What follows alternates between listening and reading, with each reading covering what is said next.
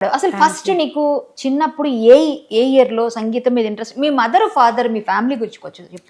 So మేము కాకినాడలో పెరిగాం. నేను పుట్టిన తాడేపల్లిగూడెం, బట్ పెరిగింది కాకినాడ రాజమండ్రిలో. సో మేము కాకినాడ ఆశ్రమ్ పబ్లిక్ స్కూల్లో చదువుతున్నప్పుడు మా అమ్మ మా నాన్న, మా అమ్మ పేరు శ్రీజాన్సి, నాన్నగారి పేరు రాధాకృష్ణ. మా నాన్న సైడ్ మ్యూజిక్ ఉంది ఫ్యామిలీలో. మా తాతయ్య గారు సుశల దక్షిణామూర్తి. నేను అదే అడుగుదాం అనుకున్నా, మీరే చెప్పేసి. మా Narthanasala music director. Yes. So మా నాన్నమ్మ గారు సుశల దక్షిణామూర్తి గారు బావ మరదళ్ళు అనమాట. సో కొంచెం బ్లడ్లో కొంచెం మ్యూజిక్ ఉంది. స్కూల్లో మామూలుగా కరాటే, తర్వాత మ్యూజిక్, డాన్స్, బోల్డ్ అన్ని రకాలు ఉండేవి ఎక్స్ట్రా యాక్టివిటీస్. సో మా అక్కకి ఫస్ట్ మ్యూజిక్తో మొదలు పెట్టారు. మా అక్క బాగా పాడేది, మౌనిమ. సో నాకు కూడా వస్తుందేమో అని చెప్పి నన్ను కూడా ట్రై చేశారు. ఇద్దరం ఇంకా స్టార్ట్ చేసాం.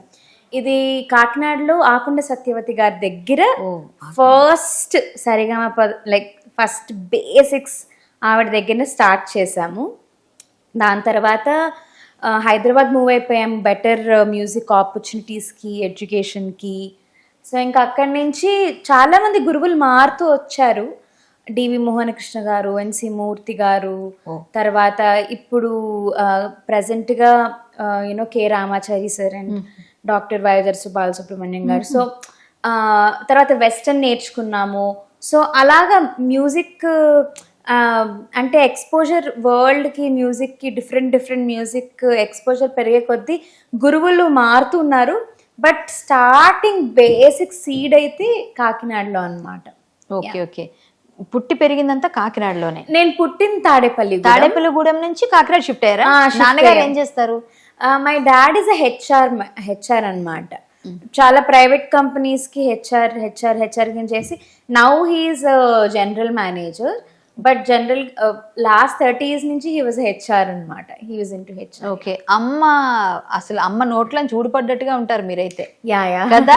కలర్, అమ్మ కలరు అన్ని. అసలు వితౌట్ మేకప్ ఇంత అందంగా ఉంటే పక్కన ఉన్న వాళ్ళందరూ మేకప్ వేసుకోవాల్సి వస్తుంది. అయ్యో నిజంగా క్యూట్ బేబీ. నిజంగా నీ బుగ్గలు ఇట్లా ఇట్లా ఇట్లా అనాలనిపిస్తుంది, కొంతమంది చూస్తే అలా అనిపిస్తుంది. థ్యాంక్ యూ అండి, థ్యాంక్ యూ. లేదు మంచి కాంప్లిమెంట్ కదా. సో ఏంటంటే మన మనసు ఎంత ప్యూర్ గా ఉంటే మన ఫేస్ అంత గ్లోగా ఉంటుంది. ఇదైతే నేను నమ్ముతాను. కరెక్ట్ కదా. అగ్రీ కదా. ఎందుకంటే నేను నిన్ను చూసినప్పుడు కొన్నిసార్లు కొన్ని టాపిక్స్ లో నాకు నేను మాట్లాడుతున్నట్టు అనిపిస్తుంది. అసలు ఈ రోజు నేను ఎందుకు వచ్చాను మీ ఇంటర్వ్యూకి? దానికోసమే వచ్చాను. అవునా? మీరు ఫోన్ చేసిన వెంటనే నేను అసలు ఓకే వెళ్దాం, at least I have a good conversation with మీతో. సో నాకు కూడా మా అమ్మకి చెప్పాను, ఇలాగా కళ్యాణ్ గారు కాల్ చేశారు అంటే వెళ్తున్నావా అంది. ఆఫ్ కోర్స్ వెళ్తున్నానని చెప్పాను. సో అమ్మ నాకు ఫేస్బుక్ ఫ్రెండ్, మాట్లాడతారు.